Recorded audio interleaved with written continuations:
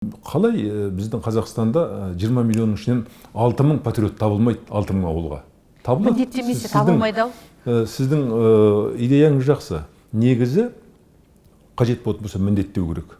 Өткен жолы премьер-министр айтып жатты ғой, мынау салығын жасырған бизнесмендерге айтты ғой, уақыт беремін, осынша күннің ішінде кеп құйыңдар, болмаса біздің қолымыз сендерге жетеді деп. Осылай жасау керек шын мәнінде. Мен оны тек қана қолдаймын.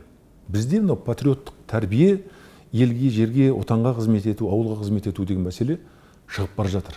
Осы күнгі барлық тапқан қалтаға салғысы келеді. Сыртқа шығарып.